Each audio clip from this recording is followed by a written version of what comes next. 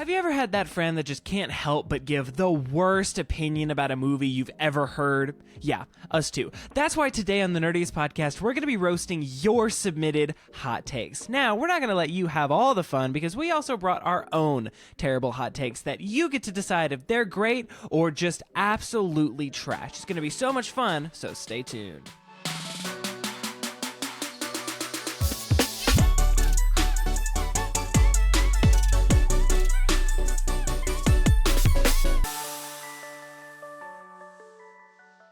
Play that funky music, white boy. Play that fucking music, white boy. Hey, welcome to the Nerdiest Podcast, the show where nerds talk about nerdy things. And as always, I'm one of your hosts, Mr. Jackson Glass. And today, I'm joined by my ride or die, as always, Mr. Nick Barrett. And today, we are so back. We are so back to talking about your hot takes. We've done this, I think, about a year ago, where we had you submit your worst movie, show, game, all over the board hot takes that we're just going to roast on the air. But don't worry, it's all fun and games because we also brought our own hot takes that you get to decide if they're solid. You're like, okay, I appreciate that. Or you're just like, nah, that's trash. That's trash. Drop a comment down below on your favorite take at the end of the episode. Thank you so much for being here. If you're not subscribed, make sure you do that. But before we do that, Mr. Nick, it's been a hot second. How was your week? It has been a hot second. I was not expecting you to just transition in with that, but you know what? Editing me, have fun, because that'll be really funny. No, it's been good. Over the past couple weeks, I took my trip to Disney with Maddie and the rest of my family. So we were down there last week, 2 weeks ago from when this episode comes out, for spring break, which was fun. The weather was great. It was a crisp mid-60s in the morning, low to mid 70s, low 80s during the day. Low humidity, nice breeze. It was great.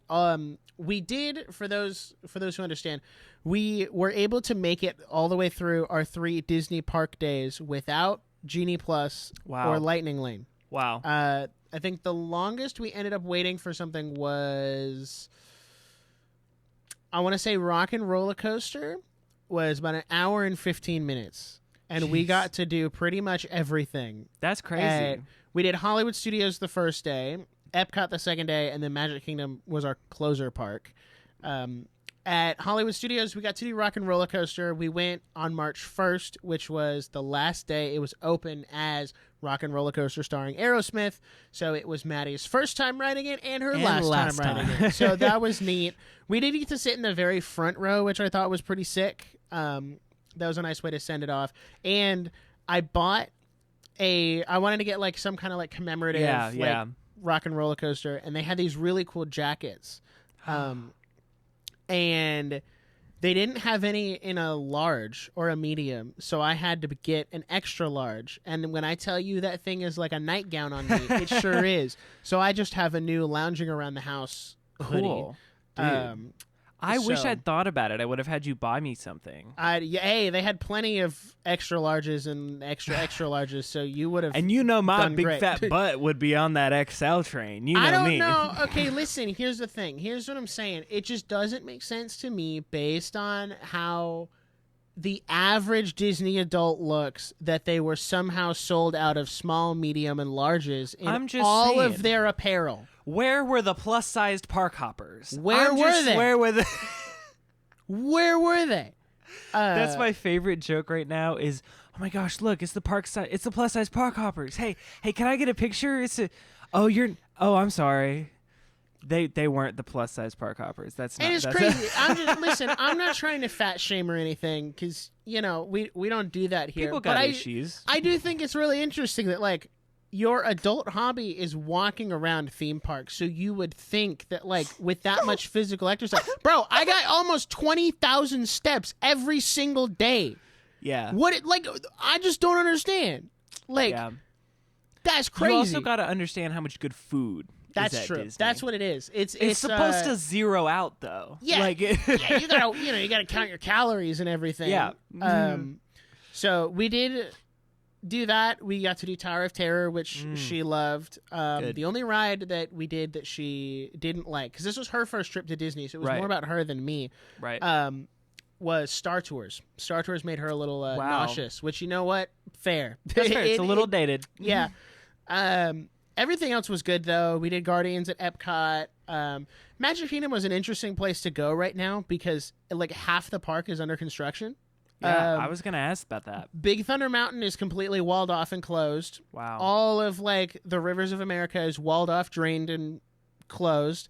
Haunted Mansion had one of those scrims up in front of it, so you couldn't even see the building. So basically, the back half of the park is under construction in some way, shape, or form. That's crazy. Buzz Lightyear Space Ranger Spin is closed, so that's walled off in Tomorrowland.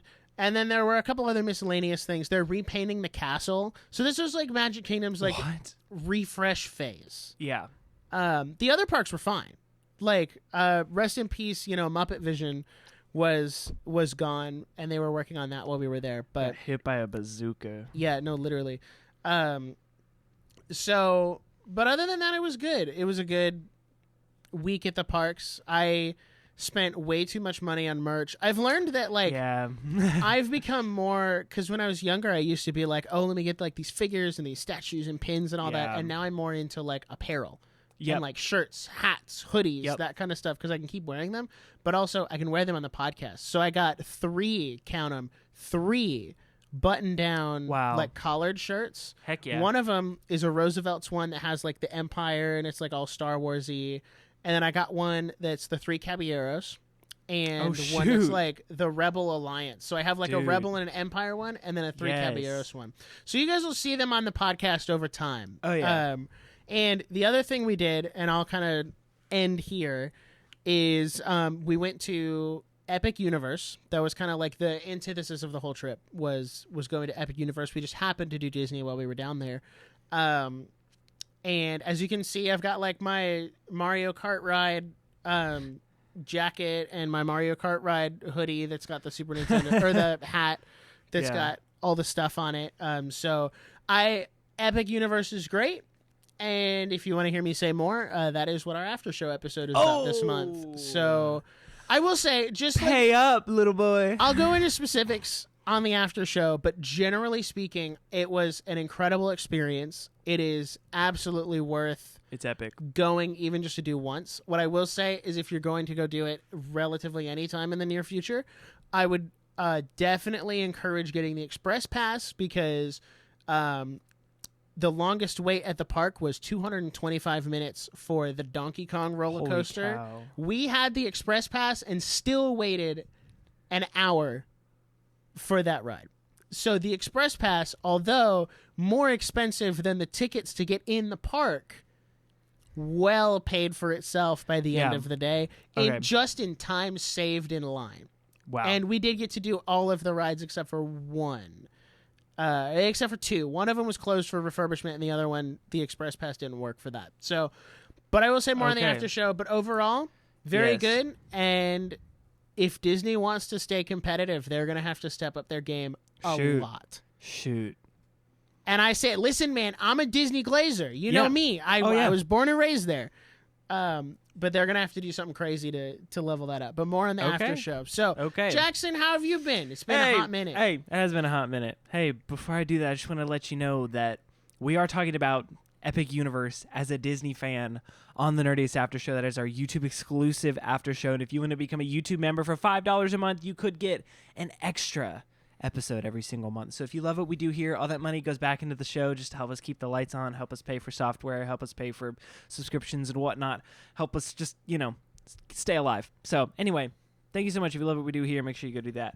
My week, also on spring break. I just kind of worked. That's the sad part. That's the sad part. Enjoy it. This is your last spring break. No, for real. Once you join the workforce, you learn that you don't get spring break, you don't get Easter break, you don't get summer, fall break, none of it. You just work all the time. Yeah. And it was kind of like, oh, this is my last break, ever. And I was kind of like, I'm okay with that. Because I was like, what am I doing with my time? Like I always like, this was one of my hottest takes, so proper episode, was I was like, academic breaks when you're in college should be like a 10 out of 10 experience. But there was never my experience, because it was always like, oh, I'm just stuck in my hometown with nothing to do and none of my friends are here. And so it's just kind of like, now what? And so all these people are like going to the beach and they're going to the Grand Canyon and all. And I was like, I'm just working, bro. Like my travel time is not like in the first quarter of the year, because I can stay locked in for the first like 6 months. And then after that, I'm like, nah, I got to get out of here. So I pretty much just worked, but I did really exciting get to work on my newest short film, which is very exciting. And for any like elite ball knowledge people that have been here since day one, it is a prequel to my first short film, Grandma's Garden, which, if you know, go to YouTube, The Glass Studios, and watch Grandma's Garden. Very exciting. I don't know when it's going to have a public distribution. It's kind of just up in the air because I'm still editing it, but it's got to play at my senior presentation in like a month. So I got to lock the freak in and edit this junk. So yeah, that's where I'm at. That's pretty much all I did. My body has not recovered from shooting films all weekend, bro. I was recording all weekend, and now it's Friday. That was almost a week ago that I recorded, and my body has not recovered. I think I'm too old to go into film at 22. Do you think about like people like Martin Scorsese and like these old directors? I'm just like, how are you still like alive? Because how are you still doing this? I'm starting to understand, like, a film set is one of the most stressful experiences you could ever be a part of. It's like, but it's also so funny because it's like, do you guys want to get together this weekend and work for free all weekend on a project that we don't know how it's going to turn out? And it's like, yeah, what time do we need to be there? It's like, that makes no sense at all. And I'm like, I usually try to get up at like 6:30 every morning. My body has rejected that time. And, it was like Monday I tried to get up early. It was like 7:15. Tuesday, same thing, like 7:15. And then like by the time I got to yesterday morning, like Thursday morning, I was like, the week is shot. Like, just sleep in on Saturday and just try again Monday, because I'm like also at a point in school where it's like the goalpost has moved from in time to submitted. So it's like we're not going for the A, we're going for the piece of paper at the end that said that I finished. So we're very close to graduation, wrapping all that up. All I can say is, if you're a fan of the Nerdiest Podcast, this summer is going to kick butt. You are not ready for this summer when I have more time to put into the show, because I'm not shackled. Free from his shackles of we school. We could be free. So, speaking of free, hey, did you see the pre-order for the Criterion K-pop went up today? Criterion K-pop. Yeah, I pre-ordered that junk the second I saw the link, and it's already sold out. For real? Yeah. So I have my pre-order locked in. Doesn't even have a release date. Doesn't have good art cover work on Amazon.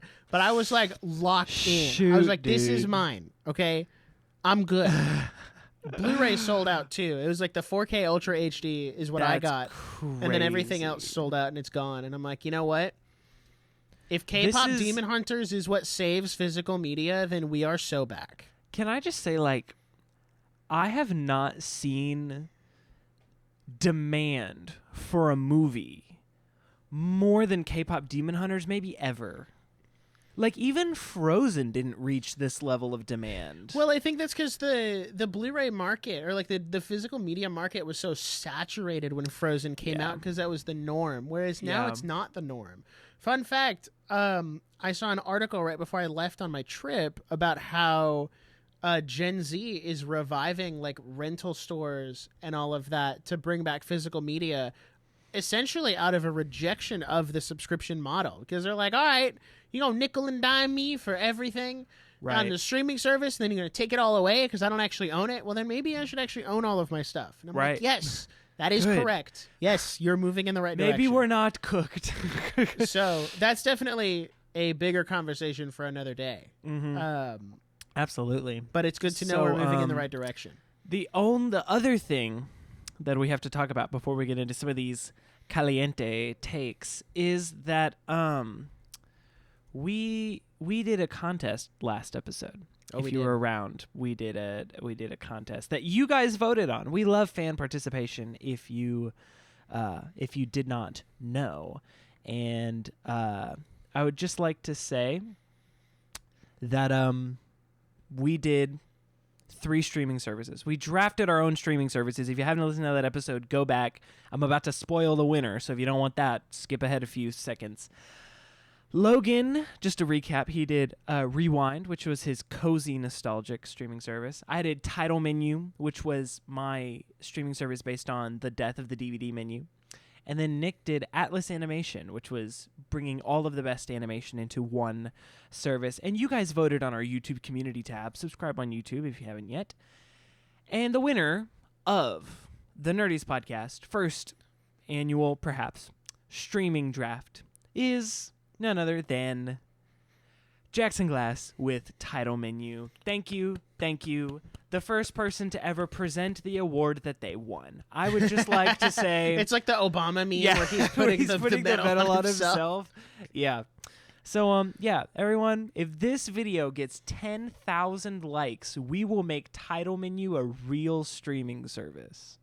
Don't threaten me with a good time. So if you guys blow this... If we actually got 10,000 likes on a YouTube video, I'd be like, all right, let's lock in. We gotta promises. But that's that about that. So we're very excited that you're here.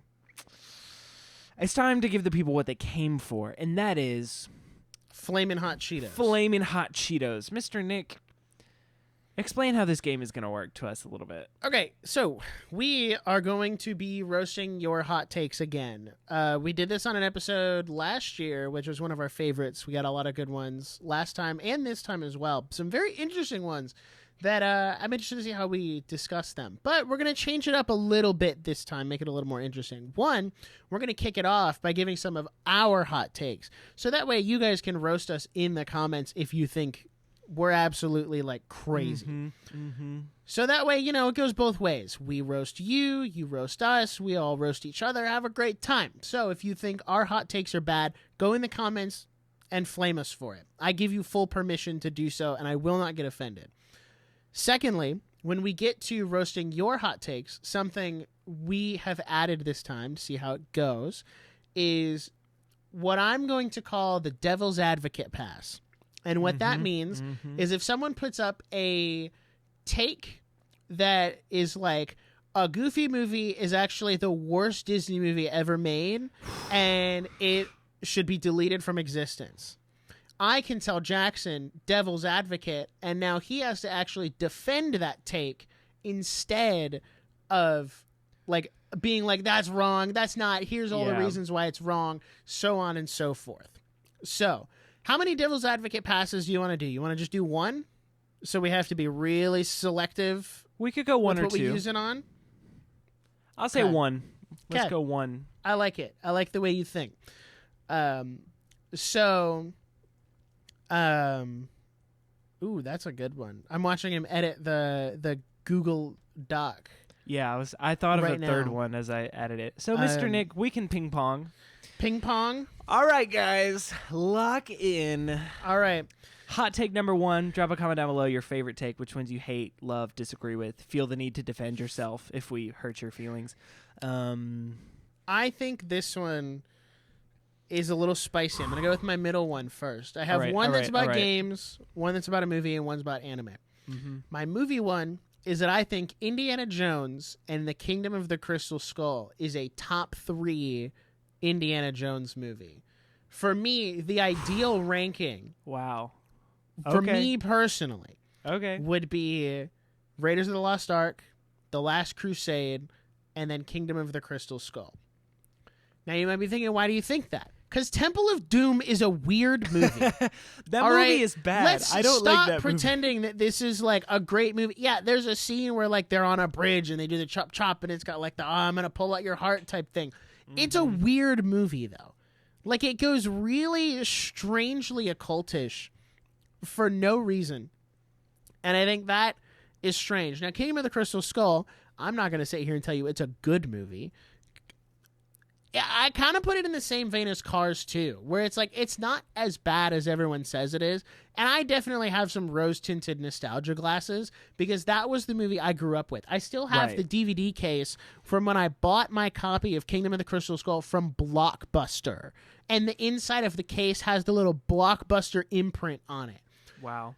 So that was the one I grew up watching. But we did our Indiana Jones revisit not last year. Like 3 years 3 ago. years ago. And upon rewatching it, I just don't think it's that bad. It definitely has its flaws, but I think for being what it was trying to be, where it's going after this older Indiana Jones and trying to reestablish his connection with Marion and his estranged son. I think Kingdom of the Crystal Skull does old Indiana Jones better than Dial of Destiny, because Dial of Destiny turns him into this grumpy old man who hates everything and just thinks the world is bad, whereas Kingdom of the Crystal Skull does show him as like this professor who's kind of trying to get out of things, but then he gets pulled back into it by this estranged son that he didn't know he had. Yeah. And like he gets pulled back into it, and then we go back like, oh, the Russians are here and they're trying to investigate like aliens in South America. Like, so yeah, it's a little wacky and crazy, but I do think it takes the premise of what it wanted to be and be like a sunsetting of the Indiana Jones, like Harrison Ford's character. Right. I think it does do that incredibly well, because it does do that, like that pass off at the end. Like Shia LaBeouf's character, Mutt, like almost goes for the hat and then he like snatches it back and puts it back on. So like they were kind of trying to set that up. Right. And then, Shia LaBeouf kind of went off the deep end, but you know what? Right. If I knew what he knew, me too. Right. So, but I don't think it's as bad as everyone gives it credit for or says it is. And I think also Dial of Destiny not being good definitely bumps it up a little more. So that's my first hot take. Kingdom of the Crystal Skull is a top 3 indie movie. All right. All right. Based on my hot takes, you will probably start to understand the genres I've been watching in the last few weeks, and it's just what I've been thinking about. All right. Ready? I think that a wedding episode should never end a season or a show, and it is one of the laziest techniques you could ever pull. Now, let me tell you why. I understand the idea of wanting to end on this big, joyous occasion. There's a lot of good comedy that can come from a wedding, and it's a really great way to pull all of your characters together back into one place, i.e. The Office, i.e. Friends, i.e. Parks and Rec. It's very classic sitcom thing to bring everyone back together for a wedding and end either on a really sweet wedding or end a season on a wedding cliffhanger. Here's my problem. Wedding cliffhangers usually come back and the wedding is annulled or cut or it doesn't happen, i.e. Friends, or it's a happy ending and it's over. Here's my problem. I think that married characters are so much more interesting than dating characters. And I think that in itself could be its own hot take. But married characters are so much more compelling than dating characters, because I don't want the conflict to be will they or won't they, because it's boring. It's been done a million times, i.e. Friends, i.e. Parks and Rec, i.e. The Office. It's been done a million times. You know what the best part of The Office is? That Jim and Pam get married halfway through and you watch them progress through their marriage. You watch them have children. You watch them grow there. The wedding is not the end of a character's life cycle. The wedding should be the beginning of a new character life cycle.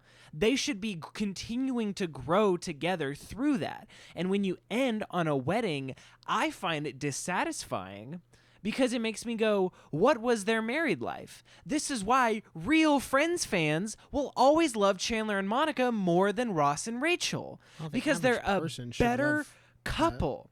They're a better couple, and they got married early on, so you could watch them continue to grow together and how that changed the dynamic of the friend group. I always said, the last season, you remember that last season of Community where that one episode where Jeff and Britta joked about getting married? Yeah. And they were like, how we're getting married? I always said they should have just done it. They should have locked in and had Jeff and Britta get married, and that last season would have been them trying to figure it out. Because that was the whole point of Community, was Jeff wanted to get with Britta, and so he joined the study group. And then it ends kind of going nowhere. Ross and Rachel end nowhere. They have a child, and they're still unmarried. Like, we didn't get anything out of that. Ross and Rachel should have gotten married when they had that child. It could have been way more interesting than them trying to figure out their own personal dating lives with a child. Just let them get married. And that's what I got. That's what I take. That's good. Can I push back just a little bit? You can. I'm just curious, how do you feel then about the Office finale? I asked that because, like, Maddie and I just finished The Office while she was visiting. Yeah. And we watched that last episode. So I'm like, how do you feel about that with this in there? Because, like, we do get a lot of development for Dwight and Angela throughout the series. Yes. So this kind of feels like the natural conclusion based on what we know about them. But I'm curious your thoughts. I would have loved to see Dwight and Angela's married personas together, because I think there was so much more room for character growth in both of them. If she moved on to Schrute Farms and they got to just, like, keep interacting as married couple. And part of me almost wonders, like, I always said, I wish when Michael left, Dwight just became the regional manager. Like, that should have been a much cleaner progression for the show in its final years, and I think it could have been a little tighter. And I think Dwight and Angela could have gotten married, like, then. And then you watch them in their married life. Well, he has this new job, and it's like he's her boss, but he's her husband, but they're living on the farm. And I think it's just more interesting. And I think that there's more creative ways to bring all your characters back together than for a wedding. But I also get it. Like, that's a very natural place where all of the people are going to be in the same room. Right. So even if they get married, like, 3 episodes before the finale. Right. At least you're still getting something. Right. I want something. That's my take. Okay. Since you have more than me, do you want to do, like, 2 more? I can. And then we can ping pong again? I will have... I'm gonna go a little quicker on this one. I think we will never have a good... Never's a strong word.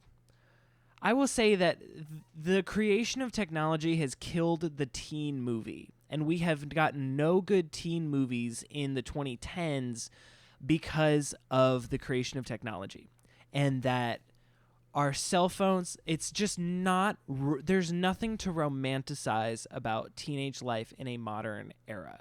All of the films we've gotten about the teenage life in the 2000s, the 2010s, the 2020s have, well, I would say 2010s, 2020s on, have all been very introspective and have been very dramatic and very, like, the coming of age film used to be a John Hughes staple. It used to be Ferris Bueller's Day Off. It used to be The Breakfast Club. It used to be The Goonies. It used to, like, that was the vibe. And now we're getting other movies that are much more introspective and much more serious because the creation of technology has led us to this place where teen films are not romanticized anymore because the teen life is not very flashy.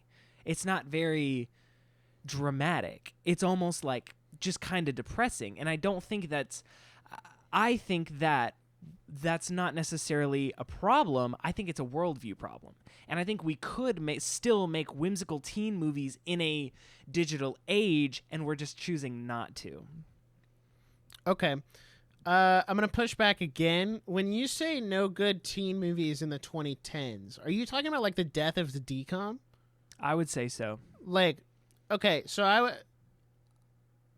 I would say I agree with you but I think that started, like, that's been the last decade. Like, 2016 to now. Like, the early 2010s, oh, yeah. We were getting good DComs. We got Teen Beach Movie, bro. Yeah. Listen, Teen Beach Movie is peak. It's so good. And but I also... People don't want to talk about, like, those John Hughes movies that are, like, so classic and amazing. Like, that's kind of like the OG DCom, like Disney Channel original movie. Yeah. And, like, I very much agree with you that, like, the teen life right now is not whimsical. No. But I also think that's kind of what media exists for, is it's to show you the more optimistic and whimsical parts of life to almost distract you from how depressing real life is. Right. Like, I have to drive past a school on my way to work every day, and I've never seen a group of high schoolers more depressed. Like, they look like they're going to prison. Yeah. Like, it's genuinely sad. Yeah. I'm like, I wish I could free all of you, but alas, I cannot. Right. And also, education is important. But, yeah, I don't know. I agree with you. And I do wish we got more, like, DComs and stuff. And I think that we're choosing not to romanticize life. I think we're choosing to make those depressing teen movies. Which I think is also why stuff like romance anime is so popular within its niche, because it does do that romanticization of life and show you the whimsical, but also, like, yeah, let's follow this relationship and see how they're going about their lives as teenagers. And what's the teenage media we have now is, like, Euphoria. Gross. Like, gross. I don't need that. I don't want to see that. And so, I don't know. I think we've killed the romanticization of teen life, and I want to see it come back in movies in the way that it was in, like, the 80s. Yeah. All right. Hit me with another. I'm trying to think of which one of these is going to be more. I'll save the gaming one for last. Yeah, that one's tough. So hot take on the anime side of things for all my anime fans out there. Demon Slayer is not carried by animation. In fact, it is one of the best anime adaptations of all time. Wow. Let me break it down for you. Big words. Everyone says Demon Slayer is carried by animation because, like, oh, it has all this flashy stuff. It looks really good. Let me draw your attention to the fact that, last I checked, anime adaptations are supposed to be good. Like, I don't think anybody's out there like, but my Dragon Ball fight was a little too over-animated. That's, no, that's not allowed. So I think that in and of itself is a bad argument, because we do want high-quality production to come through. And also, let's be real, anime is partially a glorified advertisement for the manga. That's what it is. So when you look at the statistics and you say, oh, well, manga sales spiked after, the Demon Slayer Season 1 anime came out. Yes, that was the point. That was the point. Like, they're trying to get anime people to then come read the manga. That's kind of why they're doing it. But also, let's not pretend that Demon Slayer wasn't selling incredibly well before the anime came out. That's part of how a series gets an anime adaptation. It has to sell well in order to show that, hey, this is worth investing a year minimum, if not more, worth of production time and budget and, like, all of that into an anime. Like, you have to be able to show that it's actually worth it with good manga sales. And that's also brought up because, like, okay, well, the story is not that good. And I think that goes into a whole different thing about media literacy and talking about, like, what are we actually looking for in stories? I think this could be another hot take in and of itself. I think people have mistaken depth for quality. Yeah. Or complexity for quality. Because when you get in conversations about Demon Slayer and stuff, and you're like, well, I think Demon Slayer is really good. And they're like, no, but it's really simple. That means it's bad. They then cite shows like Chainsaw Man, Jujutsu Kaisen, Attack on Titan, shows that do have a little more complexity to their plot. And that doesn't mean they're bad. Like, I'm not saying that simple is good, complex is bad. They're, both are needed to balance out. Like, you do need the shows that are deeper and more complex, but then you can also have the shows that are, a little more simple and a little more simplistic in nature. As for the second half of that, having one of the best anime adaptations, I think it's, you look at shows like Seven Deadly Sins and One Punch Man Season 3 are the first ones that come to mind. What's another one? Oh, what's it called? The Beginning After the End, Tower of God. Like, anime that don't have a good adaptation from their manga or webtoon respectively.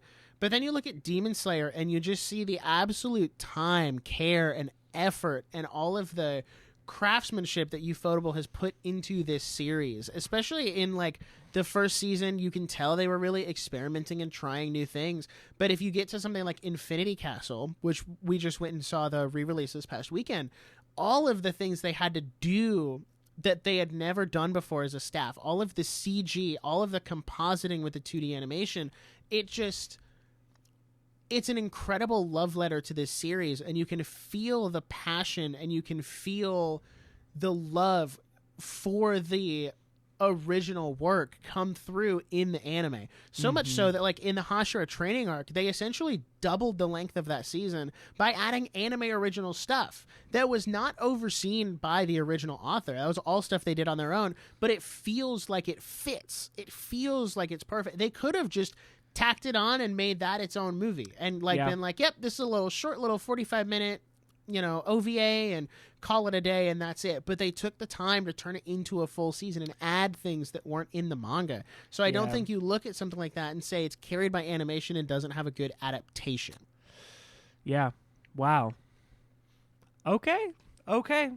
I can't even fault that take. Because I can just completely agree. Like, I've never watched Demon Slayer and been like, well, it's just animation. So when I'm like, it's almost like we're allergic to doing good things. It's like, oh, it's such tryhards. And it's like, yeah, that's kind of their job. It's supposed to be beautiful. It's it's almost like they got paid to cook on this show, and now you're mad that they did a good job. It sounds like they got paid to do their job, and now you're like, what? Why did you do your job? A great job. Because they got paid.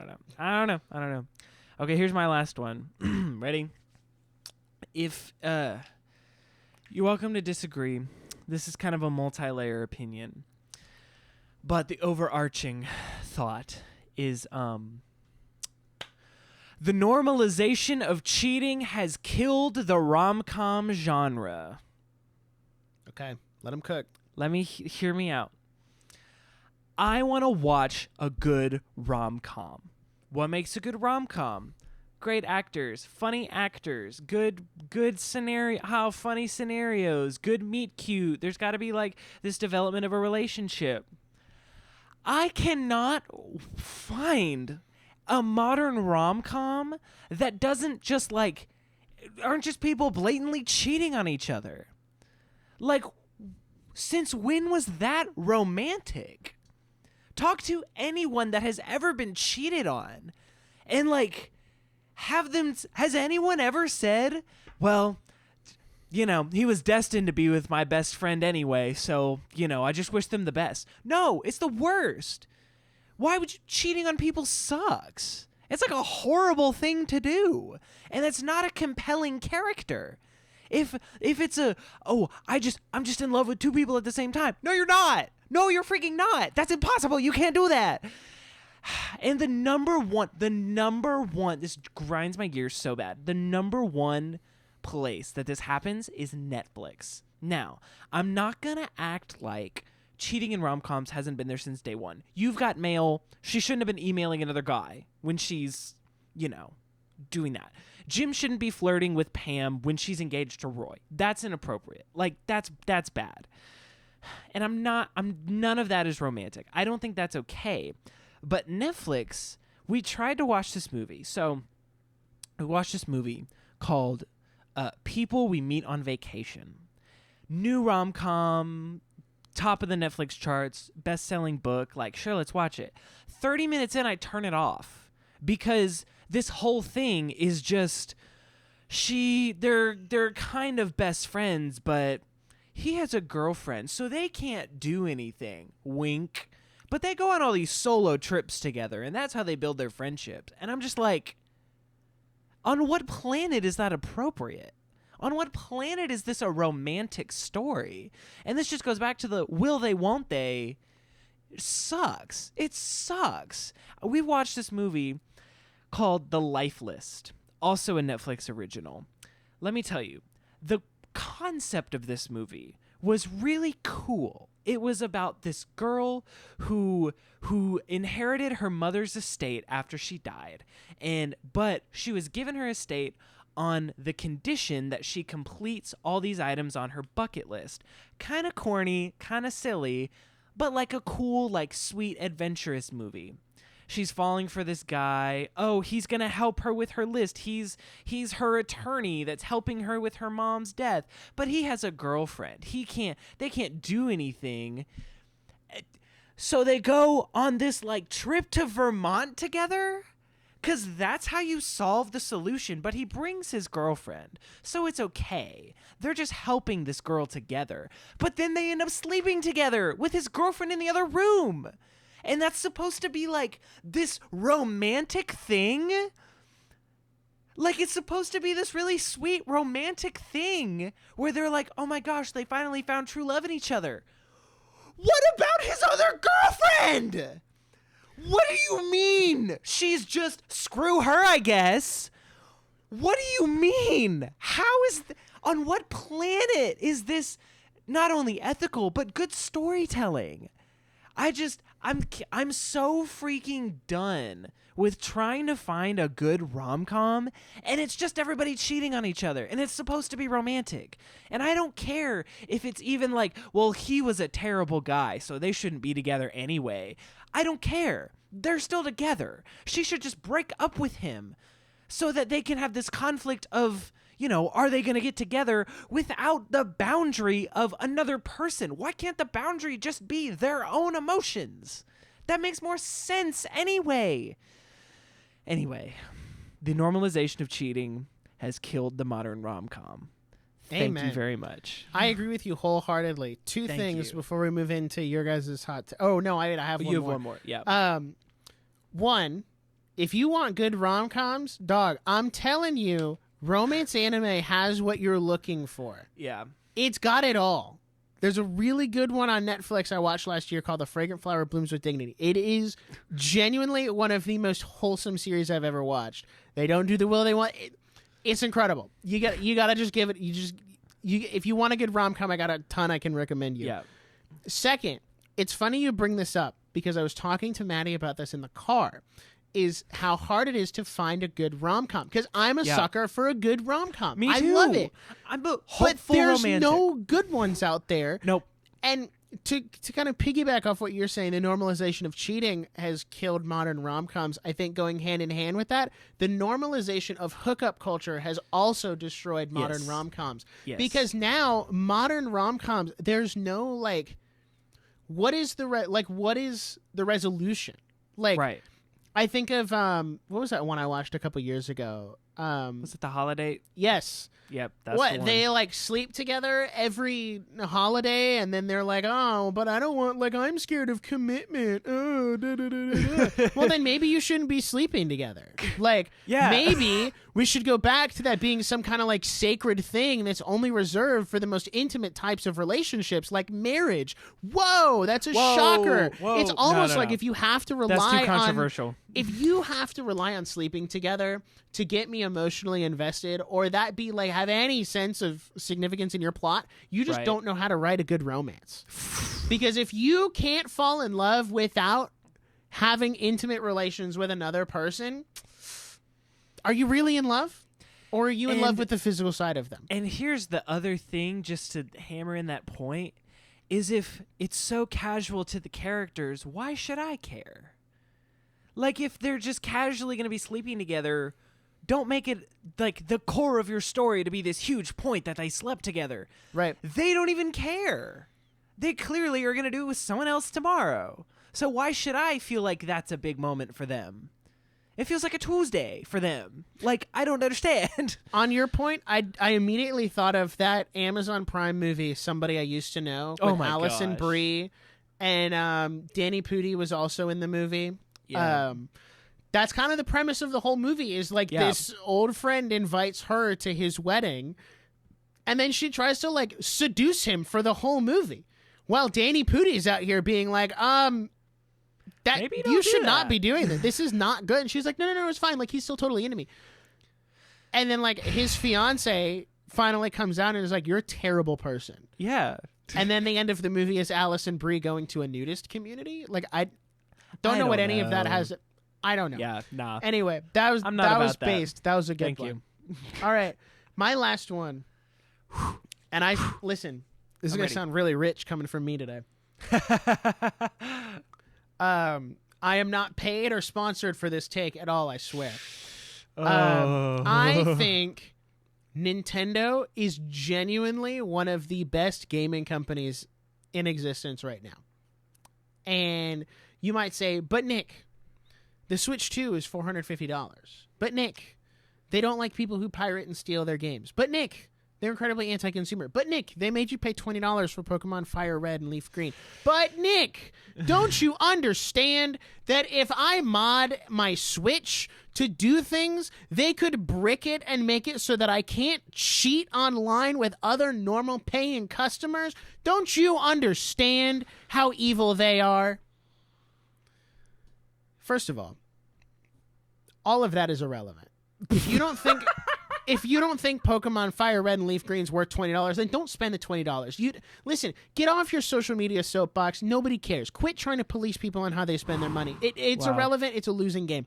The Switch 2 being $450, they're losing money on it now because of the tariffs. Like, be lucky it's not $700 like the PS5 Pro. Okay? Right. Anyway, the point I'm trying to make here, aside from any of that, is when you look at Nintendo from a business standpoint, but also from a product standpoint, compare them to Xbox and PlayStation, right? Because I don't consider, a hot take, I don't consider PC part of the console space because it's kind of its own thing. Yep. Nintendo is the only company right now pushing out major exclusives for their own platform that are based on their IP. The quality of their games, you can make an argument that some of their games are overpriced. Do I think Mario Kart World should be $80? Not right now.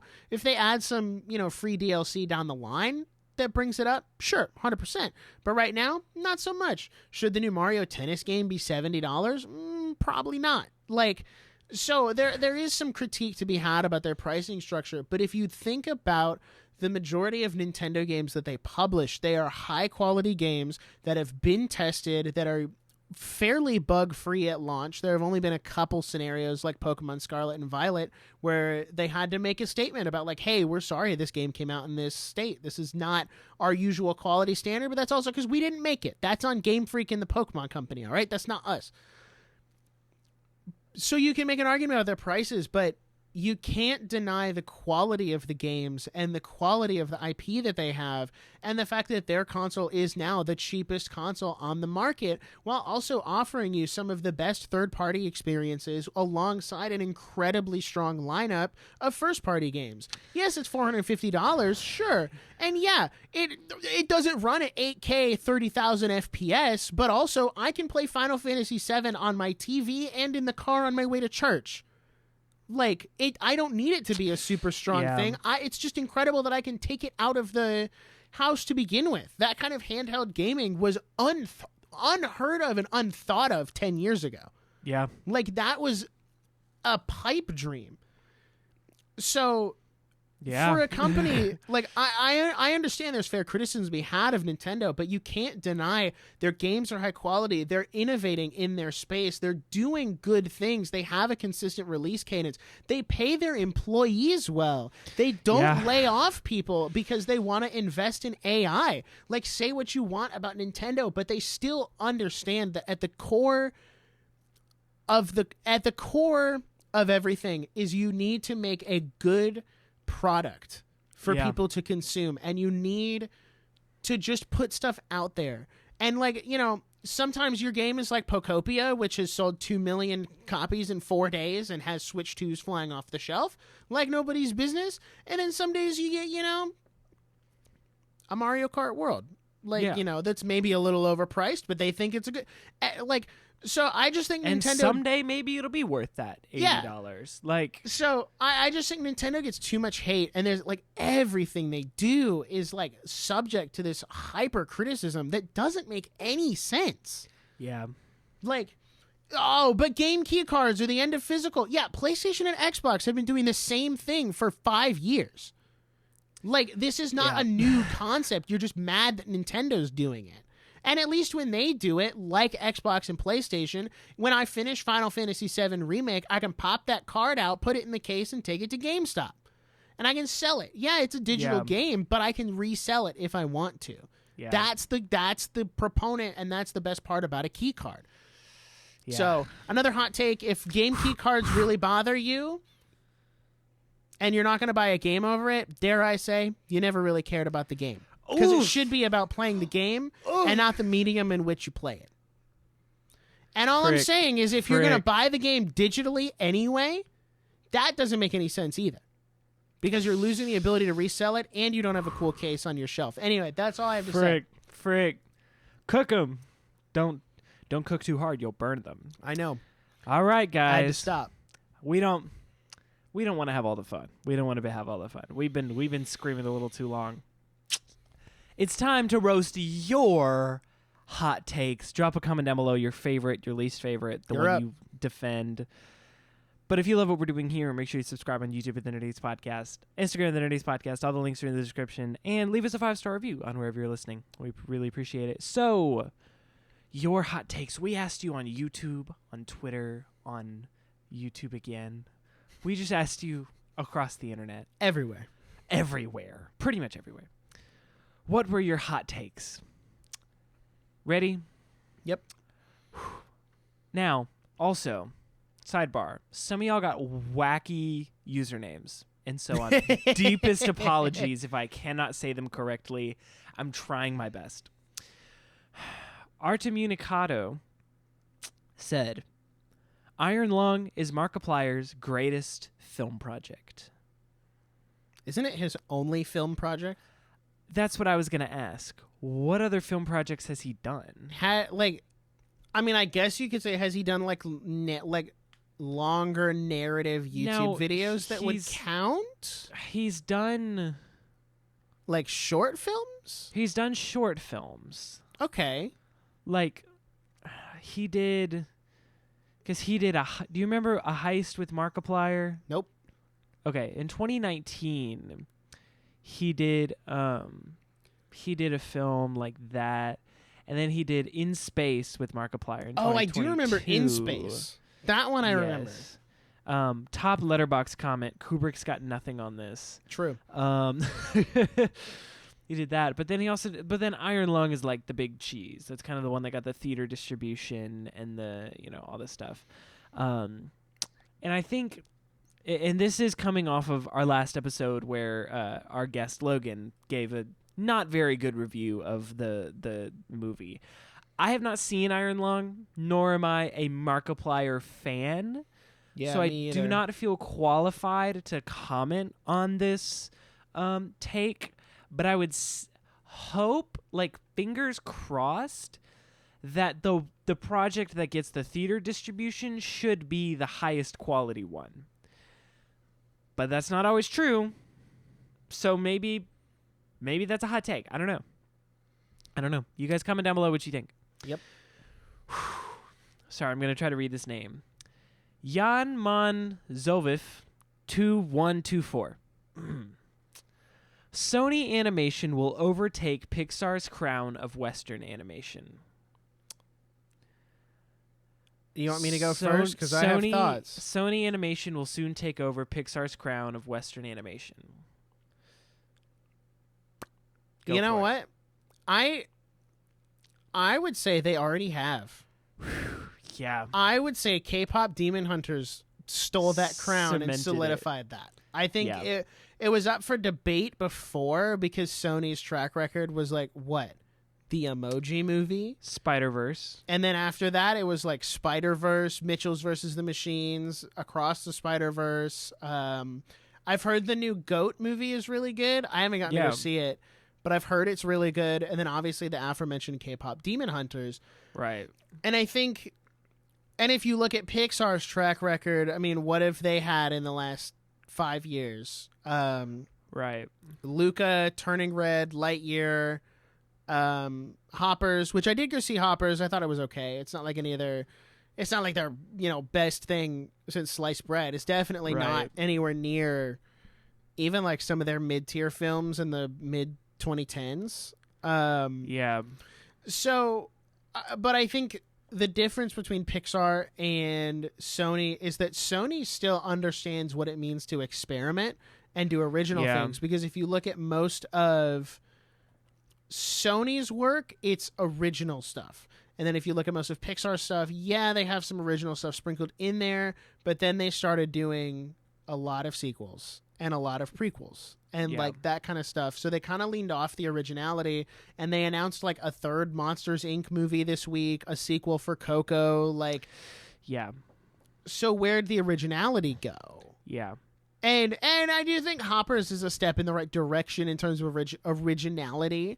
I think it's one of the better ones they've made in recent times. My biggest critique of the film is I think it's a watered down kids version of Avatar. Yeah. And it's which is tough to water down Avatar. It's one that, like, if you're not a super big environmentalist and you're kind of just like a normal person who views the world through a normal lens, like, you're not going to connect with the central theme of this movie. Yeah. Because, like, the central theme is like, oh, they're going to destroy this glade so that they can build a highway. Like, to the average person, yeah, that sucks. But, like, sometimes we got to do that to build the highway. Right. Because it's going to benefit more people than just leaving it open for animals. Like, and you're like, yeah, that sucks. I don't want to do that. But it's not like I'm not going to protest. Right. Like, that's oh, man, that sucks. But, oh, well. Oh, well. So, to answer the take, though, I do think that's already happened. So what's interesting is I think that the difference is right now Sony is starting to cement themselves as the better studio, while Pixar has a better track record. Where, you have all of this iconic, timeless Pixar lore from years ago. Toy Story, Cars, Monsters Inc., like Ratatouille, like all of these just like timeless movies. And then the Sony Animation, like looking at their first movie was Open Season, which is a crazy movie. But there's like Open Season, Surf's Up, Cloudy with a Chance of Meatballs. Like, these are some good movies. Like, these are some great Dude, Arthur Christmas is one of the most underrated Christmas movies. Oh, I didn't know they did that movie. Hotel Transylvania, phenomenal. They did what was it? But then they did Peter Rabbit, like that. But then you also got to look like they did the Emoji Movie. They did The Star, which is just wasn't amazing. But then they did the Angry Birds movies. But then we're like, oh, but the Spider-Verse and Mitchell's versus the Machines, right? And K-pop Demon Hunters and the Goat was really got really popular. So it's kind of like, I think as far as the original take, like Sony Animation taking the crown, I think right now Pixar is kind of in a dark age. And I think that it's pretty easy to say, like, right now Pixar seems pretty doomed because you used to be able to go see a Pixar movie and know it was going to be 5 stars. And then the worst movie of the year, from my opinion, was Elio last year.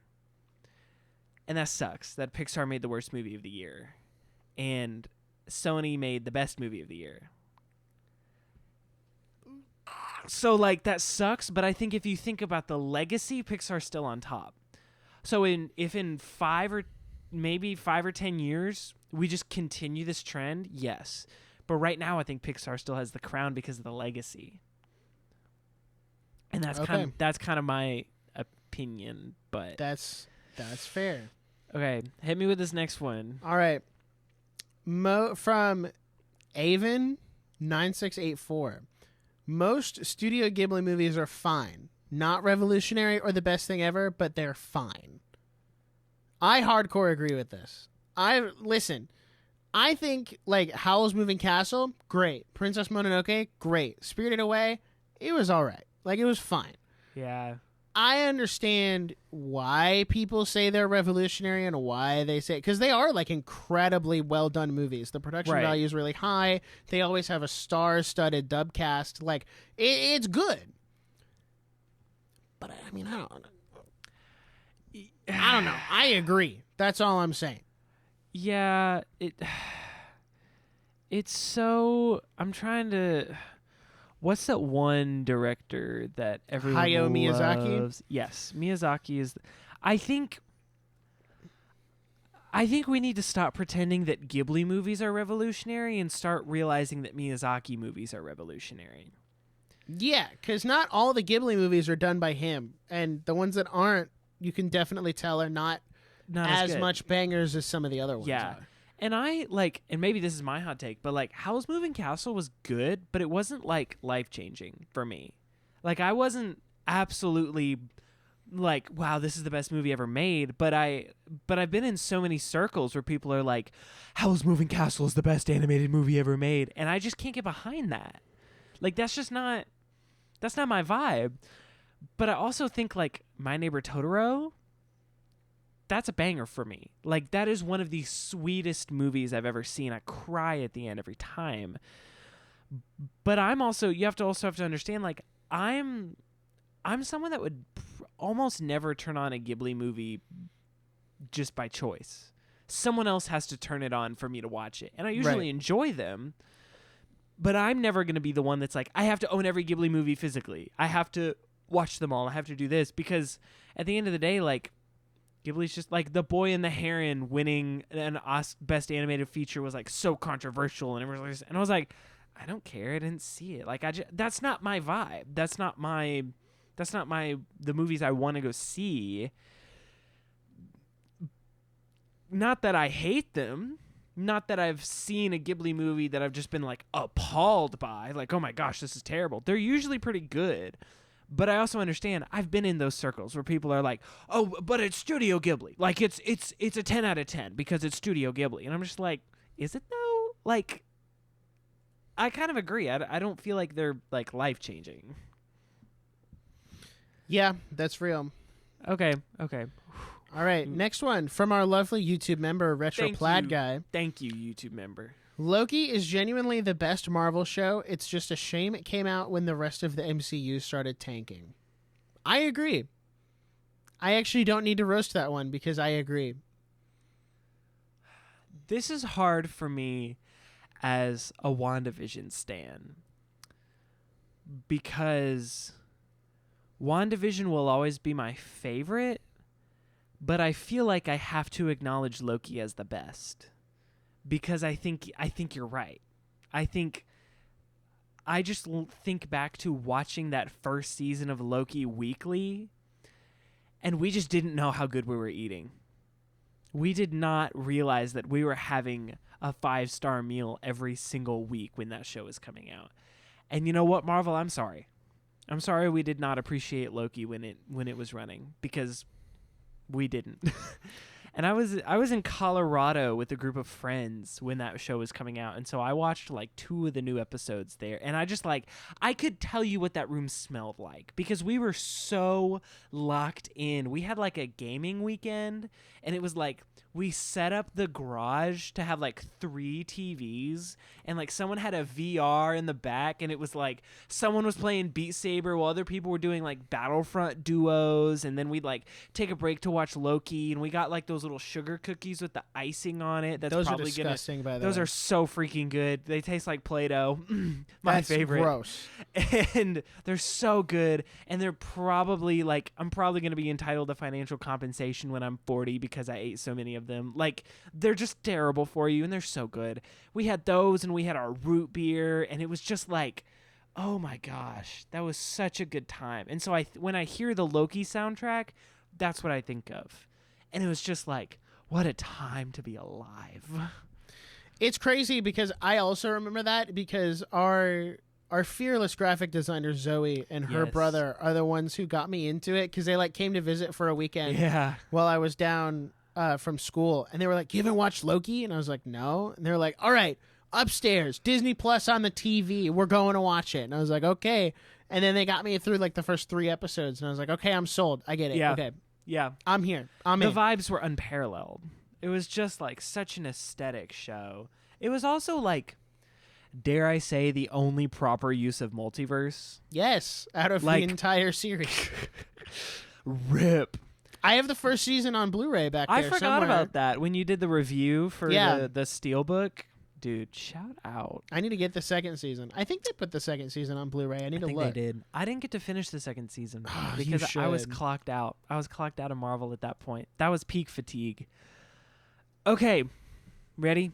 Next take. This one's interesting. I don't know. I'm back and forth. This is from Riley, who said Interstellar has terrible pacing, convoluted dialogue, and is all around a below average film. Have you seen Interstellar? No. I didn't think you have, and that No. blows my mind. Do you know who I am? No, that's so true. So, here's what's interesting about Interstellar. Interstellar is one of those movies I watch, and I go, what was the shot list for this movie? Like, how did you think of this? Let alone, not just think of it, execute it in a way that it came out the way that it did. Like, it's one of those movies that's just incredible that it exists. And that being said, I think that the ending is somewhat dissatisfying because it's so rooted in real science and so rooted in like being the accurate sci-fi space movie, and then switches into this creative interpretation of how time and space works. And I get it because I don't know how you would show that because we don't really know how that works. But I felt like it was a tonal shift from the beginning of the movie. But I think to say that it has terrible pacing and convoluted dialogue and is all around a below average film, I don't think that's fair. I think the dialogue is very science-y because it's accurate. That's what Christopher Nolan thrives on. Like, that's what Oppenheimer is. That's what friggin' Inception is it's these really thinky 3-hour epics that are, require 100% of your brain to work. And I think what happens is there's a core demographic for that. And so when it falls into the mainstream, a lot of people are just like, this is not good because it's not for them. So I would say Interstellar is probably not for you because it's a 3-hour long epic that isn't really, I would say, user friendly. It's not friendly to a wide audience. You have to really be into it to care. And since I care, I love it. But I think to say it's below average does not take into account the objective impressiveness of the film, if that makes sense. Oh, this is really hard. I'm really... I can't say anything because I've never seen it. I was just trying to Right. figure out if I wanted to use my devil's advocate card or not. Yeah. No, I won't. I'm going to save it. I'm actually going to save it for the next one. Oh my god. From Noctis Prime I hate you. X71. Captain America Civil War is the worst Captain America film. Now, there's a little more to this comment that I didn't write down. He said, Captain America Civil War is the worst of the Captain America trilogy. It's a great and unique Avengers movie, but as a Cap movie, it's kind of underwhelming. All right, now you have to defend that. Because I think I disagree on the caveat of there's essentially 2 ways to look at Civil War. You can either look at it as a Captain America movie, or you can look at it how they actually meant it as Avengers 2.5. Right. Which, if you look at it as Avengers 2.5, great movie. if you look at it as a Captain America film, it is a little weaker than the other two. I haven't seen Brave New World, so I can't compare it to that. It's way better than Brave New World. So, but I don't think I don't expect in Noctis Prime X-71. You can tell me if you did mean it this way. When someone says Captain America films, Brave New World has never entered my mind once. Which is funny because it is a Captain America film. Captain America, Brave New World. Yeah, no. I mean, Brave New World is mentioned later in the comment. Really? Yeah. Read the whole thing. Read the whole thing? Okay. I need to know if I'm defending this junk. I need to know what it is. Yeah, you're right. Captain America: Civil War is the worst Captain America of the Captain America trilogy. It's a great and unique Avengers movie, but as a Cap movie, it's kind of underwhelming. Almost every fight he's in, he feels like an afterthought compared to everyone else. I also don't like the tone shift after they bring in Spider-Man. It robbed the airport fight of any real stakes. Very few of them feel like they want to fight each other and even make jokes about it. Then Cap dips out right when things heat up. The final fight was so much more impactful and had the tension I was looking for. Despite that, Cap has the best trilogy of the MCU solo movies, and I'll also say Brave New World was not as bad as everyone says it was. I'd still watch it over a lot of the recent MCU films. All right, buddy, devil's advocate, you got to defend that. Saying that's the best trilogy, I think. Not when the Iron Man trilogy is right there. I will say that I agree that it's the best trilogy of a Marvel character. Over Iron Man. Are we like discrediting like Guardians of the Galaxy? Frick. Because that's also a trilogy. You know what I'm saying? I think Guardians of the Galaxy is probably the best, but I will say that in defense of this take, Captain America is right below Guardians of the Galaxy. I think that the Captain America films, like the trilogy, the first Avenger, Winter Soldier, and Civil War, hold up into a modern lens more than the Iron Man movies do. Because Iron Man 2 has some moments that make you go, oh, this was like mid-2000s. And I think that the Winter Soldier is probably one of the best Marvel movies ever made. So I could see a perspective where you would say Civil War is not a good Captain America movie because, like you said, it operates more as Avengers 2.5 to get you to the next Avengers movie.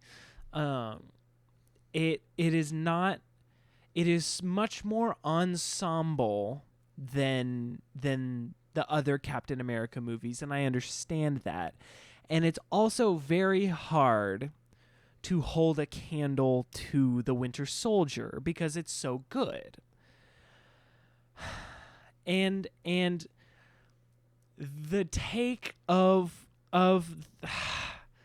this is hard because I think Civil War is so good.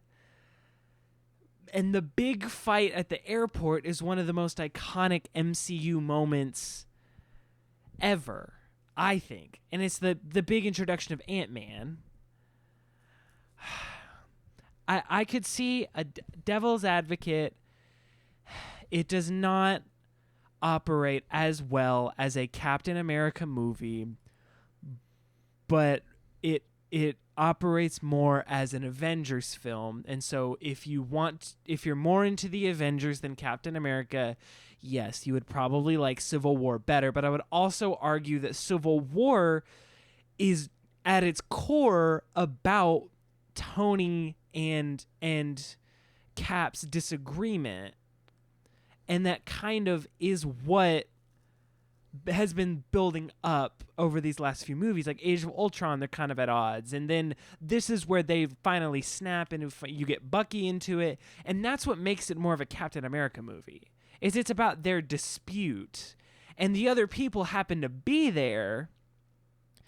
And this was the introduction of Tom Holland's Spider-Man, and Ant-Man. This was a big deal. To see this in the theater was a big deal. And I don't want to look back and say that it was the worst. But you have to defend it. But I understand the opinion. I understand the opinion that it operates more as an Avengers movie than a Captain America movie. I understand that. Thank you, good night.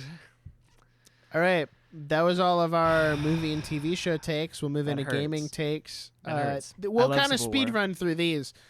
From Mary G. Dev 11, indie games are better than AAA games right now, except Zelda. Those are peak. I agree. Even though I'm someone who consumes a lot of AAA games, like obviously Nintendo stuff and Final Fantasy and the third-party stuff, I do understand. Like indie games just don't appeal to me as much. Right. But I can also understand you have games like Balatro, Hollow Knight, like Stardew Silk Song, Valley. like those games that are definitely a little more ingrained in their community, and also like Hollow Knight, Silk Song coming in at $20. Yeah, that's a great deal when your modern AAA game is now $70 and you get what, microtransactions? Like So, and I think I would agree, and I think that's kind of what the appeal of so many of these games were originally. Like, think about Minecraft and how the community of that was so active because they felt like they had a one-to-one connection to Mojang.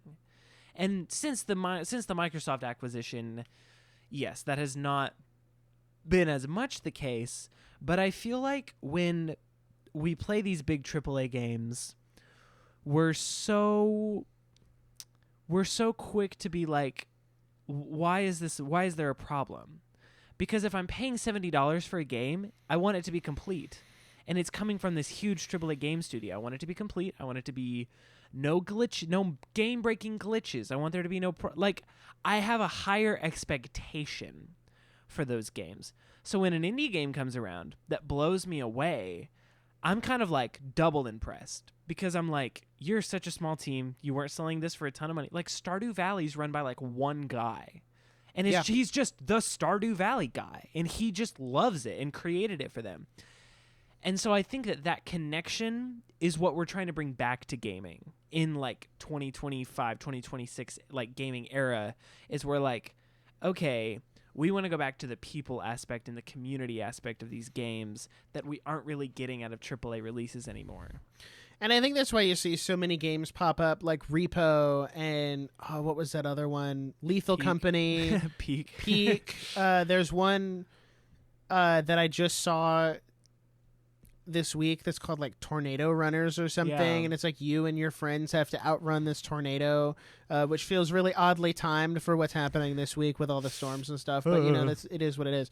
So I do think there is that community aspect, but I also think in a world again where your modern AAA game basically starts at $70, that's a lot to ask someone to fork up if your game is not great, which is why I give Nintendo like the benefit of the doubt and kind of fork it over sometimes. Like I paid $70 for Donkey Kong Bonanza and I feel like that was worth every penny I paid for it. Yeah. Same for Hyrule Warriors, right? But then I'm also like critical of I don't think Mario Kart World's worth $80. Like so I think there's something to be said, but indie games usually come in cheaper and they have a lot more heart and passion and dedication behind it than the average AAA game.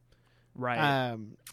So yeah, no, I agree with that one. You guys gave like good takes this time. Nobody like gave anything bad. Well, actually, no, that's not true. My community came through and gave some really bad anime ones. Yeah. But all right, we'll get coming there. up also from Retro Plaid Guy. Thank you to our YouTube member. The Virtual Boy isn't actually bad. It may have been unnecessary, but it's okay for what it is, coming from experience with a real one, not just the Switch accessory. I never had one. Me so either. I don't think I could. But I do go back to saying that Nintendo was innovating because they were one of, if not the first, to kind of push into the VR, even though that's not like a modern VR and the Virtual Boy, not the same thing. But like they were the first ones to kind of start pushing into that realm of technology and like innovation. Yeah. So I will give it that, but that's really all I can say. Okay. 1 second. He's trying to figure out if he wants to devil's advocate me on this one, is what he's doing. Which I will say nothing. I will say nothing. Read the take. All right. From YGuy28. Tears of the Kingdom is the weakest 3D Zelda. It isn't identical to Breath of the Wild, but it doesn't have a unique identity. I agree. Wow, really? Listen, actually, as someone with Tears of the Kingdom as my favorite game of all time, I absolutely agree with where this take is coming from. Because when I played Breath of the Wild, what I took away from that was like, this is my new favorite game of all time. The only thing that could top this is more of this. And what did we get? More of that. And I do think when you compare it to, like, think about other games that are direct sequels like Majora's Mask to Ocarina of Time, right? Majora's Mask is its own game. It has its own unique identity in the time travel mechanic and the mask mechanic, and that makes it separate from Ocarina of Time, which has the time travel mechanic and the ocarina mechanic.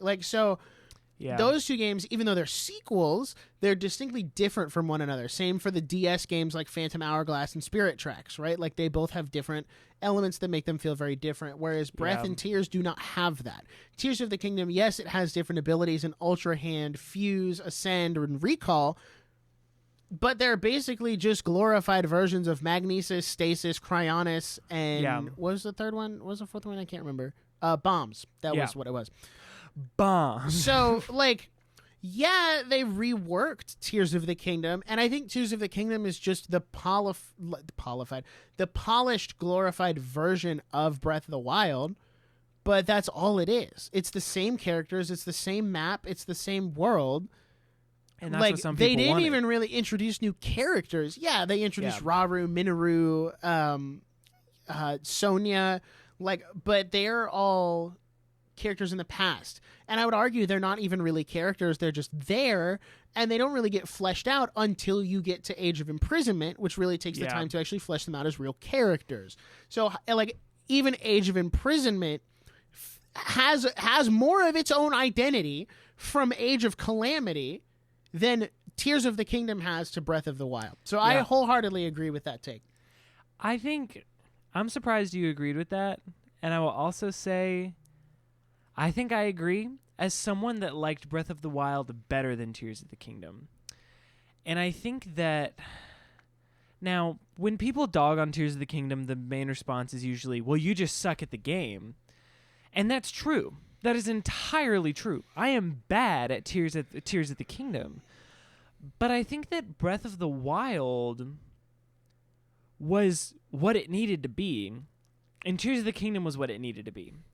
Breath of the Wild was the everyday, we're going to make the best 3D Zelda game possible.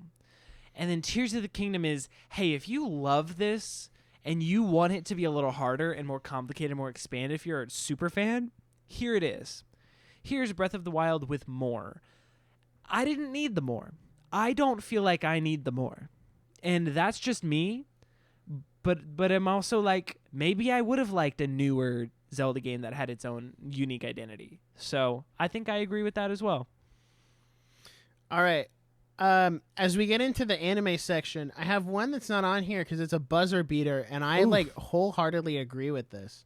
Okay, let me hear from it. Zach Barnes, 1832. One Piece isn't too long. Your brain just fried from all the apps and 6-second clips. Your granny could watch her stories every day at 2 p.m. and never got bored or tired. Dude, that's so true. That's crazy. That's so true. My grandmother could turn up and watch General Hospital every night at 7 p.m.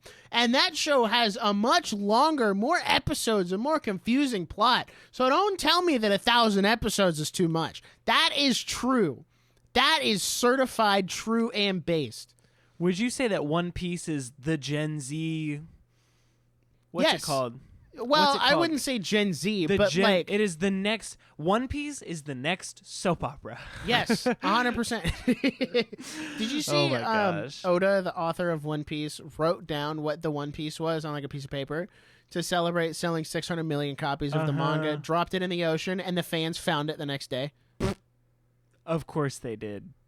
So does they someone can't else... get to it because it's on the bottom of the ocean. Right, but they're but like, they we found know it. a general section on this map where it's at. Oh my gosh, that's insane. I was like, they should have made it like float somewhere in the middle so that it could just like continually be moved around the ocean. That'd be so good. Like enough weight that it doesn't sink to the bottom, but also that it doesn't float to the top. That'd be so good. Okay, I know which ones I'm gonna devil's advocate for you if you want to like speed run some of these. Are you gonna hit me with multiple? No, just one. Okay. From Retro Plaid Guy, JJK's pacing is just as bad as One Piece's. One is just going 300 miles through a roundabout, whereas the other is like trying to drink water with a fork. Really good analogies. I like that. I appreciate that. Partially agree. I think JJK is paced a little too fast, at least the parts that I've watched. But to say One Piece, I would assume is what you're referring to about drinking water with a fork. I think that's an anime problem, not a manga problem. Because there are some parts of the anime where it drags, and you're like, oh my gosh, are we ever going to get out of this section? And it's like, 13 episodes later, like 13 episodes and 5 filler episodes. Now we're moving on. So I think that might be a anime problem. From Jan Man Zosov 2124, I don't remember how you said that. One Piece is better than My Hero Academia. I think that solely depends on what you're grading it on.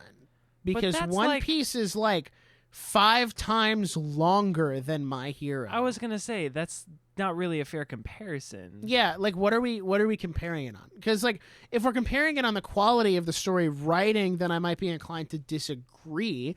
Because while I think One Piece is really good, I do think My Hero understands what it's trying to be as a battle shonen, did not overstay its welcome, and Horikoshi told the story he wanted to tell, and then we moved on. But if you're talking about like scope of world building, then obviously you got to give that to One Piece. The way Oda fleshes out the world is incredible. So like it kind of just depends on how you're looking at it. Yeah. From Zombie 00010101, the Demon Slayer movies and their box office earnings are stark reminders that traditional animation will always be the gold standard of the entire art form. I also agree with that. I don't understand. We were talking about this at Disney, actually, how almost every country in the World Showcase at Epcot has some form of Disney princess representation. Mexico doesn't have one. What's next to Mexico? Why can't I remember? Norway has Frozen. Yeah. China has Mulan. Italy and Italy doesn't. Germany has a couple. You could argue Aurora and Rapunzel. Yeah. And then Italy doesn't have any. The U.S. has Tiana. Yeah. I didn't think about that until now. Japan doesn't have one. Morocco doesn't have one. Paris has Belle.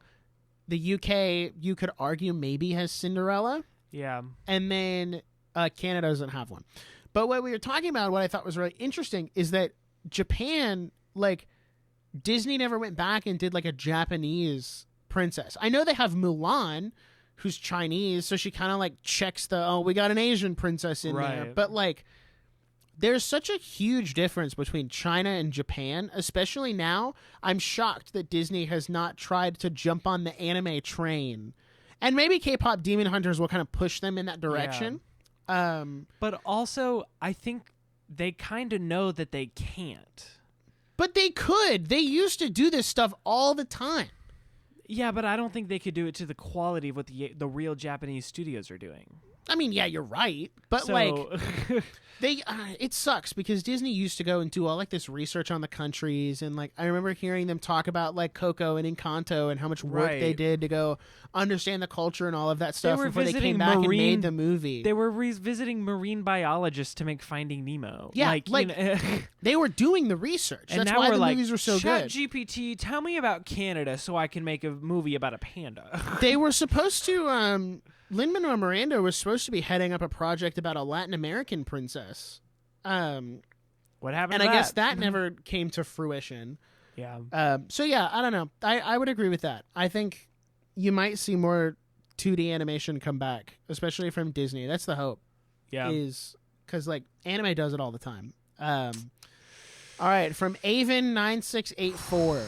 Weathering with You had an egregious ending that ruined the whole movie. That's not. No. That's wrong. I'd like a devil's advocate on that. Okay, okay. At least you used it on this one because there's another one down the line that I was a little more passionate about. And I figured that, and I wanted you to have your candle.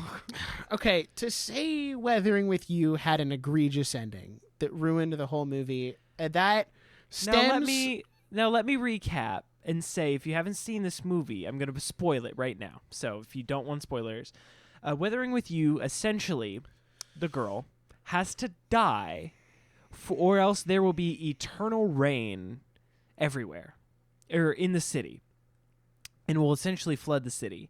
And the boy essentially decides, I don't care, I love you too much, I'm going to keep you alive, and we'll just deal with the rain.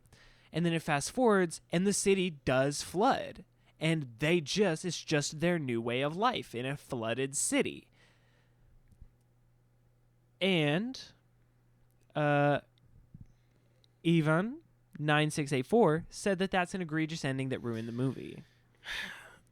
I don't even know how to defend this. I'm so rude. I immediately went to how I defend it or criticize it. I don't know how I defend it. I guess I can see that from the standpoint of the movie tries to establish consequences for Hina's sacrifice and then immediately walks back on them in about 15 minutes. Yeah. And from a narrative standpoint, that's not exactly the best thing you could do. And there's really no consequence aside from Japan flooded because she came back. But there was no seeming consequence for that. We didn't see that, thousands of Japanese citizens were displaced from their homes and lost their jobs because their jobs are underwater. Or we didn't see there was a super high death toll because it all just which I guess it wouldn't matter because the water would have rose slowly over time. Right, because of the rain. But there's no sense of consequence for anyone. Even Hodaka gets off pretty scot-free for running away and then avoiding and resisting arrest and all this stuff. So everyone kind of gets off pretty scot-free. So I guess from that standpoint, it is a pretty egregious ending and it could have been better. See, I thought this was really interesting because that was hard. I know, I'm sorry. That was the point. I see it both ways where I would understand if the movie ends with them being like, oh, I guess we'll just flood the world because you were selfish about this. And I understand that being but that makes no sense. That's not a worthy sacrifice. You were selfish and chose your own love over all those people. And I understand that logical answer. My thing is, that movie makes me cry every single time because in my head, it goes, that was maybe the most intense, this is one of the most intense, loving relationships I've seen in a movie in a very long time. And so them saying, we just don't care. We're gonna be fine. I cannot live with you I cannot live without you to the point that I'll flood the city and just live with it as long as we're together. And in my head, the suspension of disbelief, it was true love, cancels that out in my brain. And I'm they were meant to be together. So flood the city for all I care. Let them be together. And that's my take. Yeah. Am I allowed to make a not? Yes, you Devil's... can. Okay, yes, you can. Okay. I've played the devil's advocate. I vehemently disagree with this because I think everything that the movie sets up and establishes is all there. Yeah. Because the premise of the movie is that if she uses the powers too much, then she kind of just gets beamed up into the sky and has to stay there, and that's her punishment for overdoing it. They dive into the folklore of the Sunshine Girls and what that means. And she's even warned multiple times by different people, hey, stop doing this because this isn't good for you. This is not fair to you. Why should you have to give up because of the natural order? Because it plays the antagonist of the film.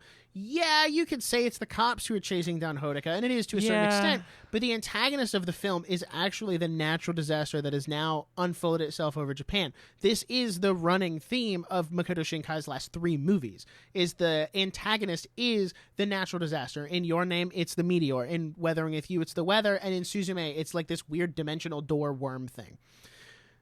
So to overcome the antagonist that is a natural disaster and kind of resetting back to the natural status quo is to not sacrifice yourself. And it's also it has a very interesting narrative about what is worth sacrificing for. Like, was Hina doing this because she wanted to sacrifice herself for people, or is that because she felt like that's what she had to do?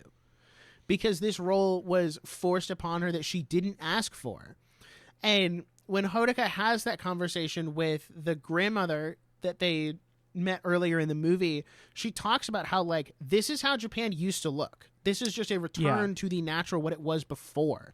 Yeah. This is, like, it was flooded before, and then it receded, and now it's flooding again. It's a very, like, cyclical, we're going back to what it was. And you see, it's still raining, but the rain is nowhere near as hard or as frequent as it was before. So I think everything is kind of set up there. And to say everyone gets off scot-free, I was saying that to defend it. That's not true. Hodoka gets put on essentially house arrest and parole for 3 years. He has to finish high school before he can come back to Tokyo. We know that Hina and her brother got separated by Child Protective Services. Like, so there is consequence. And, like, all of those people did get displaced. And Hodoka and Hina have to live with that. Like, all of these people, which is why when he goes to talk to that old lady, he apologizes. And she doesn't understand why he's apologizing because she didn't know all that. But he's just like, oh, I'm sorry that you had to relocate because, like, this was a very selfish decision. And he starts second guessing himself as he's going to meet her of, like, did we do the right thing? Was this worth it? Was it worth displacing all of these people? And then he sees her, and to your point, he says, no, this is okay because we will live with this. Literally, the last song of the movie is called We'll Be All Right. That's the whole point, is that we're gonna be okay. Yeah, it's weird and it's messed up, but we have each other, so it's going to be okay. Yeah. Thank you for coming to my soapbox. Yeah. That was fun. I really had to get that out there. I enjoyed that. All right, we got 3 more. Wayman the Third -1. My Hero is an overrated series. Nope, get off the internet. You're done. You're fired. Come to my office. Garbage West Smith. The only reason I skipped that one is because these two are kind of similar. And his name is Garbage West Smith. I'm not just saying that to be mean, okay? I just want everybody to know. My Hero was too successful. The story was bloated by the end, and it's clear the author was afraid to kill his darlings. I disagree. I wholeheartedly disagree on all of the points. My Hero was too successful. What does that mean? What does that mean something's too successful? Like, to go back to the point earlier, like, with, like, Demon Slayer, is the goal not to be successful? Like, I don't understand what you're saying.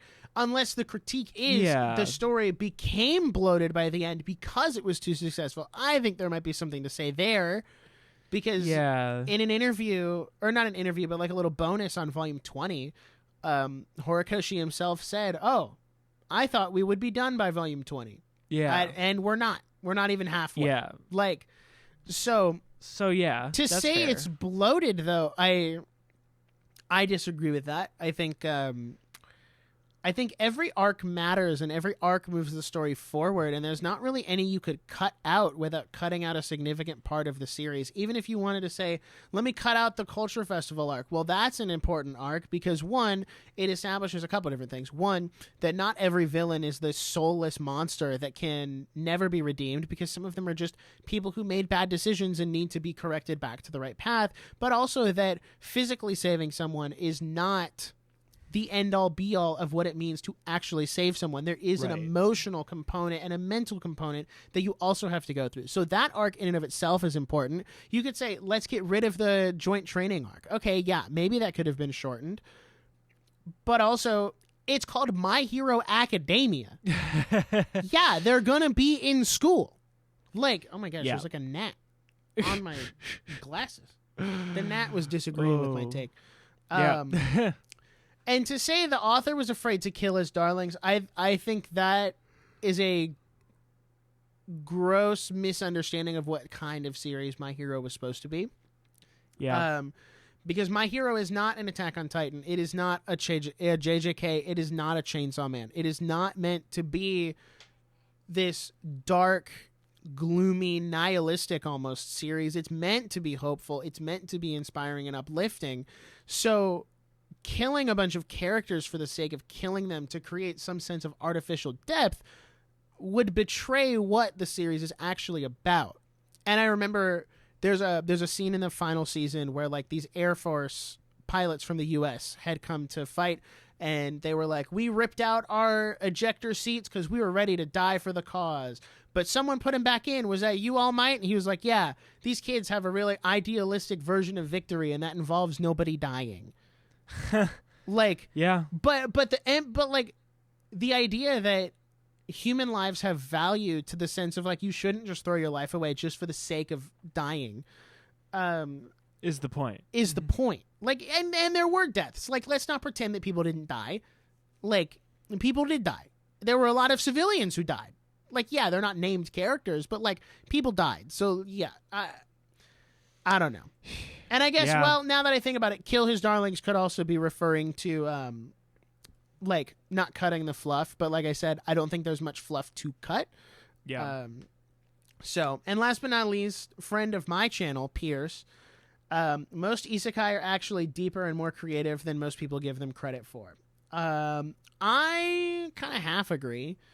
I think isekai is a very mixed bag, where it could be some of the, greatest stuff you've ever seen, or it's the worst bag of slop you've ever picked up. You wish you never jumped onto it. And I think that's just because there's so many isekai. There's more isekai, I would argue, than shonen or romance or anything else. So when your sample size is so large, it's easy to kind of pick out the really bad ones and say that's all of the genre, Yeah. when there is more to it than that. So I think that's it. Wow.